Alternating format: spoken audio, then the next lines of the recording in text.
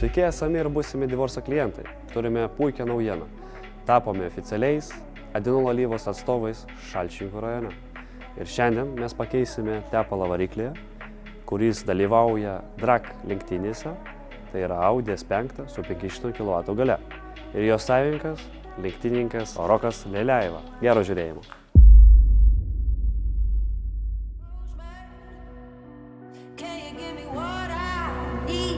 I'm looking for a tall man who can lift me off my feet, who can take me higher, show me things I've never seen. Hey, Mr. Postman, can you give me what I need?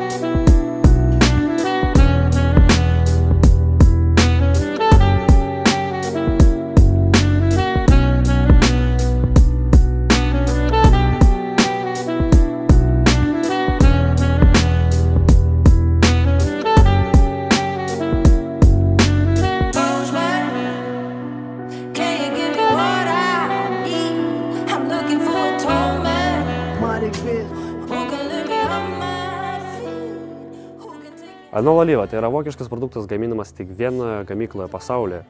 Tai garantuoja kokybę ir užtikrina puikų klampumo, stabilumo ir taip pat ilgaamžiškumą.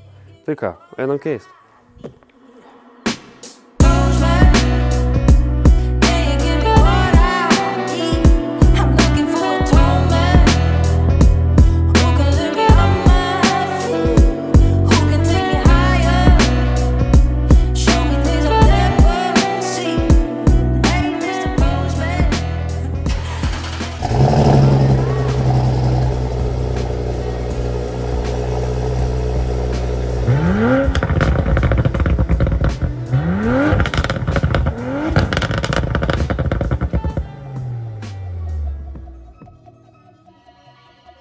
Tai ką, Rokai, papasakoju apie savo automobilį.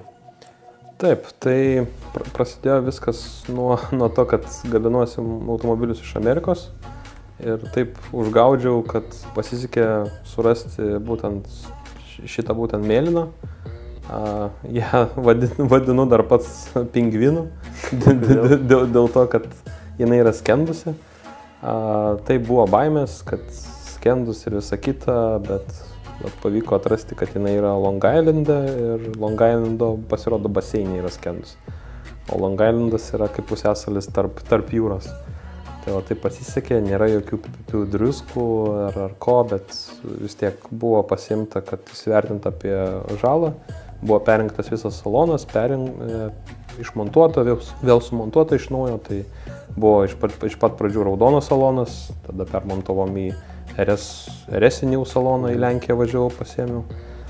Motoras, visi laidynai yra perkrauti, dėžė, reduktorius yra išplauti tiesiog kelis kartus tepalų ir tiesiog toliau naudojasi, nes jie yra patvarus.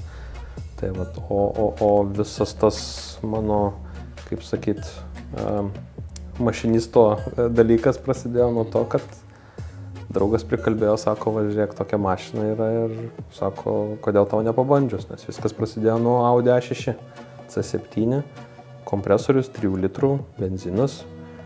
Važinėjau metus su gamyklinė galia ir po to padarė man draugas tokią kaip akciją, sako, aš tave užrašiau į Startline'ą. Į Startline'ą nuvažiavau, jie man perrašė programą. Tai metų tiesiog pabaigoje jau turėjau antrą stage'ą. Ir kitais metais pradėjau drago karjerą. Tie dragai prasidėjo nuo to, kad ir sunkumų su pinigėlis buvo ir visko ir stengiausi padaryti rezultatą. Tai iš pat pradžių turėjau labai gerą mokytoją ir dabar dar vis turiu, Telšiškis toks Artūras yra. Ir jis toliau mane palaiko tuose draguose ir duoda visokią informaciją, kokia tik tai yra įmanoma gauti. Bet vis tiek, kaip Dragose, turi turėti kokią licenciją, dar kažką. Na taip, iš pat pradžių tų licenzijų nebuvo. Jos yra reikalingos tik tai nuo tam tikros klasės. Tai pavyzdys, na, sakykime, aš aišku taip jau iškart su savo automobiliu tą A6 dar ankstesniuoju šokau per porą, kaip sakyt, klasių. Nes aš nežinau, kaip jinai traukia, kiek jinai važiuoja, nebuvau, nes, nu, vis tiek, pirmi metai Draguose, tu iš visose nevažiavęs, tiesi kaip žalias, kaip mėnulis, ta prasme švieti. Tai jo, ir tada užsikabliavau ir kai užsikabliavau, tada važiavau 12 sekundžių, 4 mylios ir lėtesnių klasių kažkaip neragavęs esu. Tikrai nuoširdžiai kalbant, esu neragavęs. Ir dabar nesuprantu, kaip taip galima važiuoti lėtai, nes, nu, čia gal toks ir žaidimas kitiems, bet visi žmonės, kas ką turi, taip ir važiuoja, iš tikrųjų. Ir jauti pagarbą, kad jie, nu, tiesiog tobulėja. Tikrai iš metų į metus tu jauti tobulėjimą. Bet grįžtant prie jūsų klausimo, kad tas licenzijos, tai šiais metais važiavau, 24, važiavau 10,9 klasiai, 1/4 mylios. Tai jau reikėjo būtent licenzijos, tai visų pirma susideda iš medicininės, teko medicininės sportininko, lenktynininko pereiti ir tada teko specialią aprangą pirktis, būtent kad būtų ne tai, kad tiesiog apranga, bet jinai turėjo būti nedegi apranga. Tai pirštinės, batai, visas kostiumas, šalmas, tai jo. Apsaugoti pilnai viską.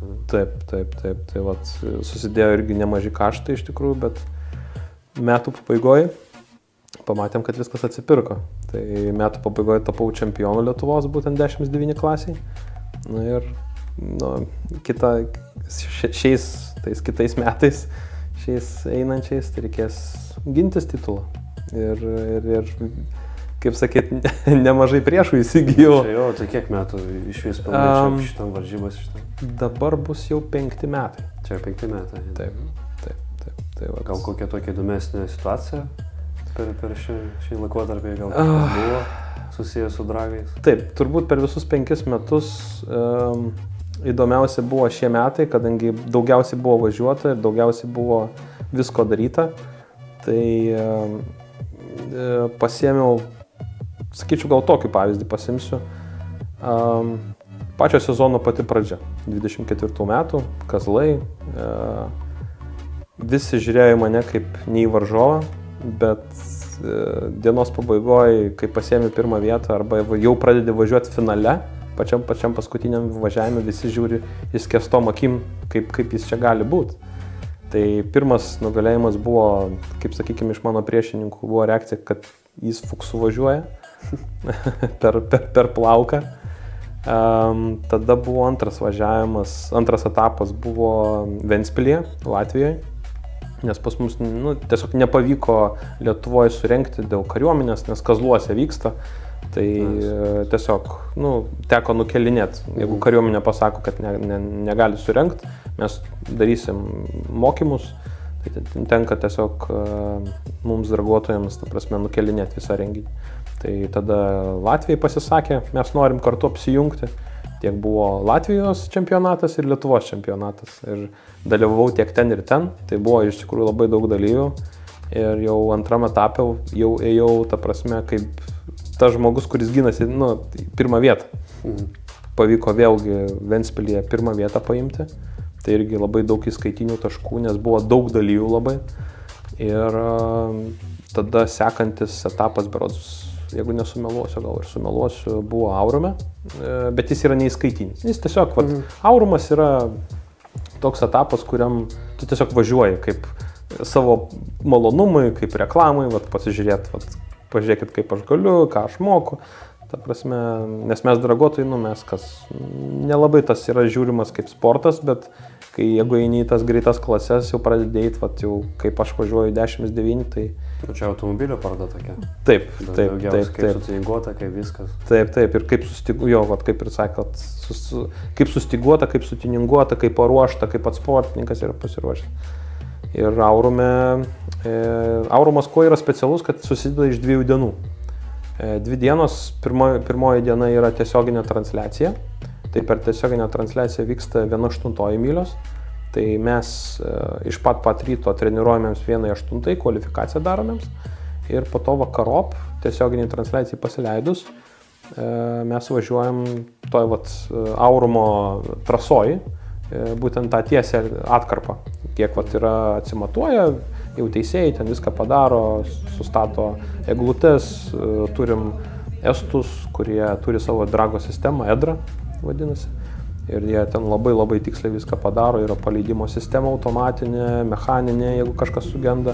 Nu ir žodžiu, tikrai yra tas, nėra monotonijos tiesiog tame. Nu, viskas yra, kaip sakyt, tiek tau, tiek priešininkui yra lygios sąlygos. Tai toks dalykas. 1.8 man nepavyko, likau berods 4 vietoj, bet dragas yra dragas ir, kaip sako darbuotojai, drago pagrindinė taisyklė važiuoti yra 1/4 mylios, ne 1/8, nes tai yra įdomiausia, nes tada visos mašinos gali savo diapazoną rungti. Tai sekančioje dienoje, penktadienis buvo rungiamėms 1/4 ir laimėjau, kaip sakyt, nusipelniau 2 vietos. 1 vietą mano būtent tuning kelyje Startline būtent direktorius pasiėmė. Teko nusileisti. Kaip su kokia mašina? Su RS7 audinė. Taip. Tai buvai su savo S5 čia? Taip. Tai jo. Kokie buvo stipriausi varžovai Aurume? Taip, tai iš varžovų, tai jų iš tikrųjų daug, bet šiais metais buvo tokie, keli sakyčiau.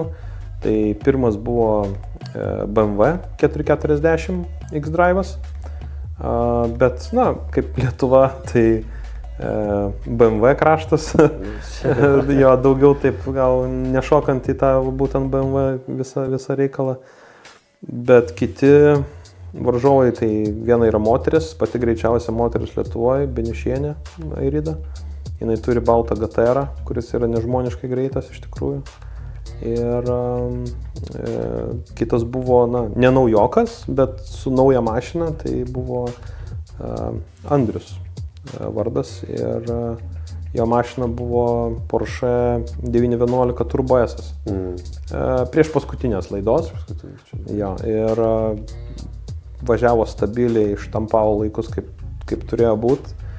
Aišku, Airida yra Airida, jinai iš tikrųjų yra iš metų į metus, pirma draguose iš tikrųjų, netgi vyrus jinai tiesiog skaudo. Tai ir prie ko einant, kad jau Aurume 1/4 pusfinaliai prasidėjo ir man teko važiuoti prieš Airidą ir startas, jaudulio iš tikrųjų daug buvo, nes kiekvieną kartą, jeigu tu važiuoji prieš geriausius, tu visą laiką tos kinkos dreba. Tai ir tai jau normalu. Jeigu nedreba, tai vadinasi, nėra ko tau važiuoti iš tikrųjų. Yra tokias taisyklės pas mus. Tai reiškia, laimėjai prieš tos varžovus. Taip, bet tai visa istorija, tiesiog, tu žinai, kad tu prieš GTR iš tikrųjų neturi šansų. Tas yra įdomus, aišku, ta mašina pas mane yra gera, bet GTR-as yra GTR-as, Godzilla, kaip sako jo.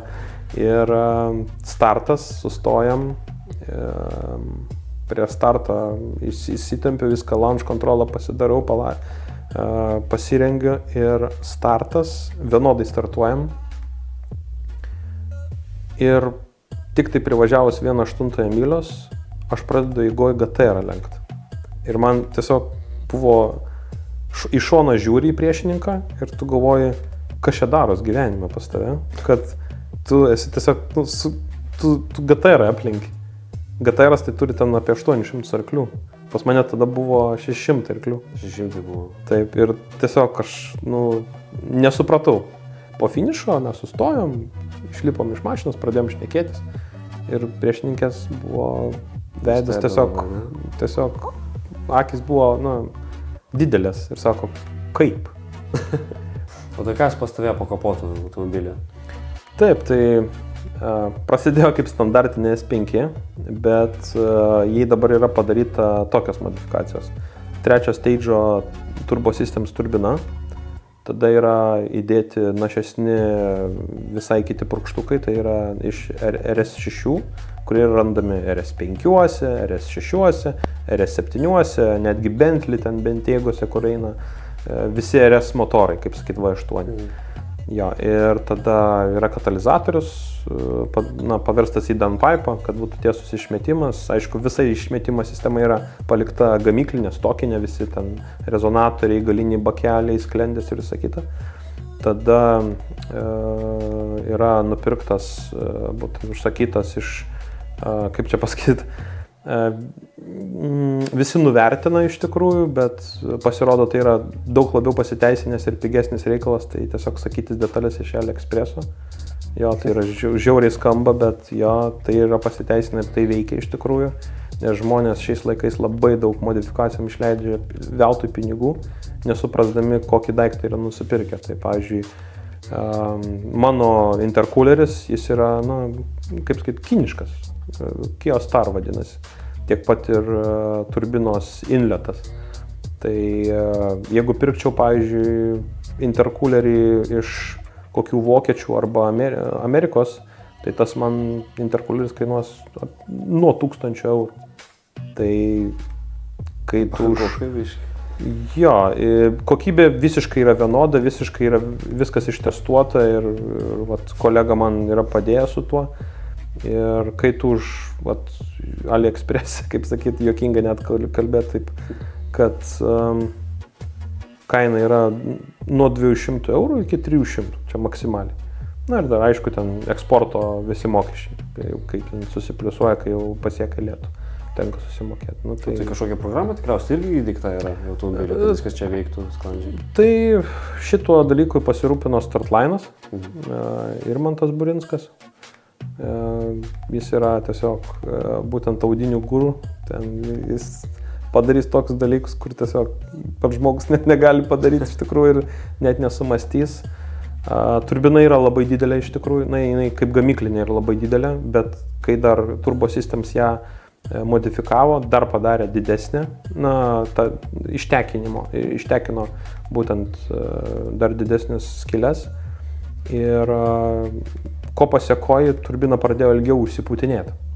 Tai vat kiekvienam starte drage turiu tokį minusiuką, kad turiu prieš startuodamas užsiputinėti ir po to privažiuoti su užsipūsta turbina, kas yra, ten ilgai negaliu perlaikyti, nes perpučia tada turbina, klaidas pradeda mėtyti, keiktis, kaip sakyti, automobilis, nes tiesiog vis tiek nepatinka, kai ant didelio slėgio viskas eina.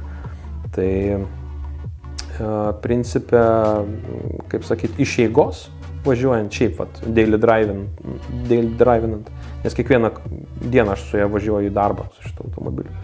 Tai jinai, kaip tu paspaudai, ta prasme, ant pedalo akceleratorius, taip ir jinai tiesiog nuvažiavo, jokio nėra turbolago.